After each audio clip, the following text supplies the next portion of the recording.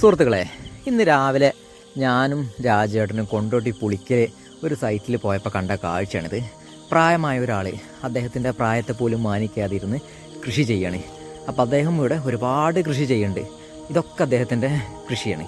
അപ്പോൾ കൂടുതലും അദ്ദേഹം നടുതല, ചേന, ചേമ്പ്, കാച്ചിൽ ഇതൊക്കെയാണ് കൃഷി ചെയ്യണത്. ഈ ഒരു കൃഷി കണ്ടില്ലേ, ഇതാണ് നടുതല കിഴങ്ങ്. ഇത് കണ്ടില്ലേ, നട്ട് കഴിഞ്ഞ് ഏകദേശം 4 മാസം പ്രായമായ നടുതലയാണിത്.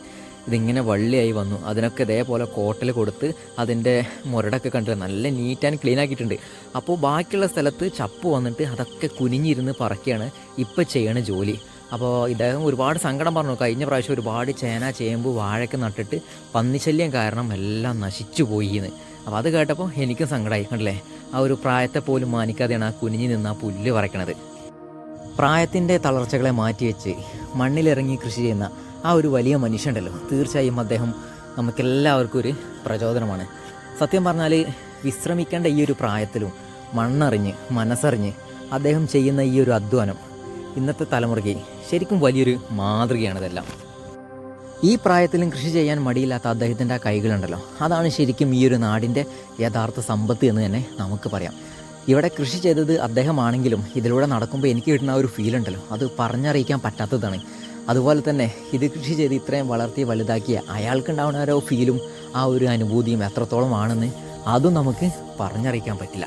ഇത് കണ്ടില്ലേ, ഇവിടെ ചേനയ്ക്കൊക്കെ കള വരാതിരിക്കാൻ വേണ്ടി, കള നിയന്ത്രിക്കാൻ വേണ്ടിയിട്ട് കണ്ടില്ലേ തെങ്ങിൻ്റെ മട്ടൽ വെച്ചിരിക്കുന്നത്. അപ്പോൾ വലിയ തോതിൽ നിയന്ത്രിക്കാൻ കഴിഞ്ഞിട്ടില്ലെങ്കിലും ചെറിയ രീതിയിലൊക്കെ നമുക്കിവിടെ കള നിയന്ത്രിക്കാൻ കഴിയും.